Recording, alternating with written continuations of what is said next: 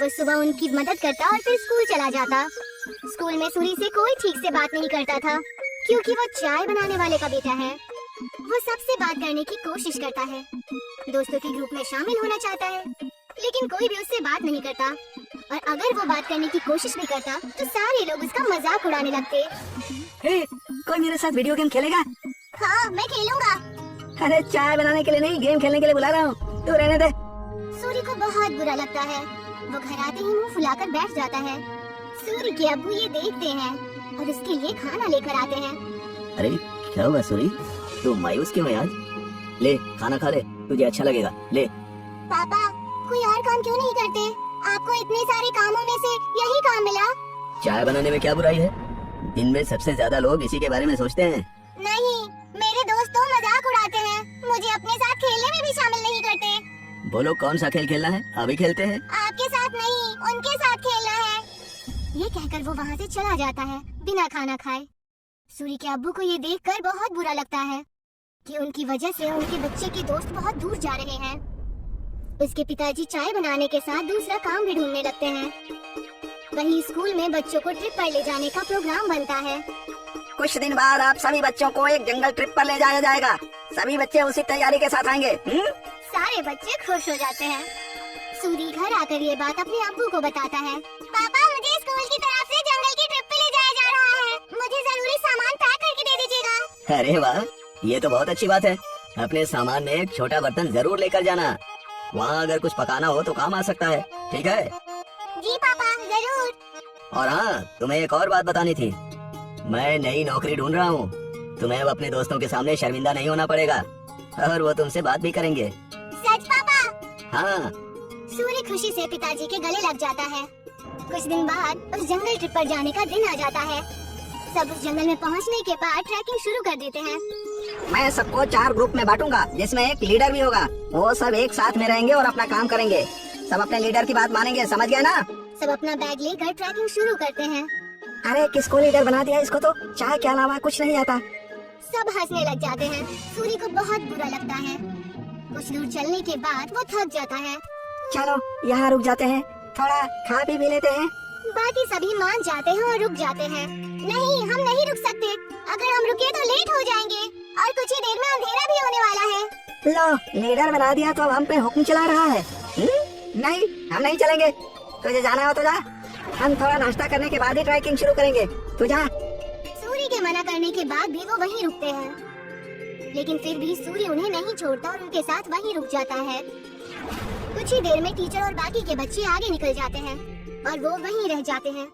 थोड़ी देर आराम और नाश्ता करने के बाद वो अपनी ट्रैकिंग शुरू करते हैं, लेकिन जल्द ही सूरज डूब जाता है और अंधेरा हो जाता है। अरे ये तो अंधेरा हो गया, अब तो रास्ता भी समझ में नहीं आ रहा। बाकी बच्चे भी डरने लग जाते हैं। कुछ ही वक्त में ऐसा मोड़ आ जाता है जहाँ से रास्ता पता करना मुश्किल हो जाता है और उन्हें वहीं ठहरना पड़ता है। अब तो मुझे भी रास्ता नहीं पता। मेरे ख्याल से हमें आवाज लगानी चाहिए। तुरंत ही वो चारों टीचर और अपने क्लास के विद्यार्थियों को आवाज लगाते हैं, लेकिन बात नहीं बनती। टीचर, टीचर, अरे कोई हमें सुन रहा है? हम खो गए हैं, कोई है? सब चिल्लाते हैं लेकिन कोई भी जवाब नहीं आता।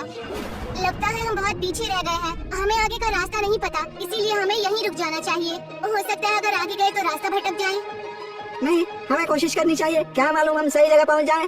रात बहुत हो चुकी है, जानवरों का भी डर है। टीचर थोड़ी देर में हमें खोजते हुए आ ही जाएंगे। हमें यहीं रुकना चाहिए।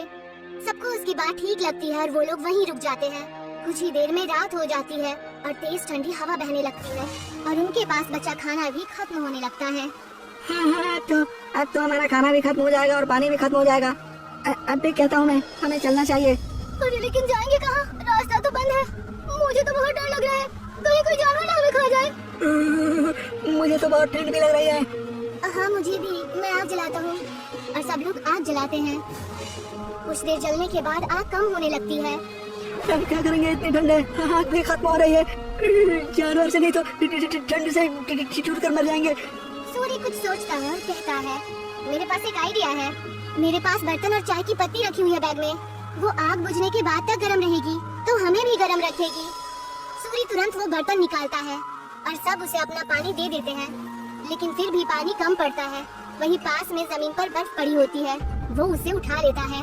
जैसे ही काली चाय बनती है, आग खत्म हो जाती है। सबको बहुत अच्छा लगता है। उसे पीने के बाद सब तारीफ भी करते हैं, लेकिन अयन सिर्फ चुपचाप चाय पीता है।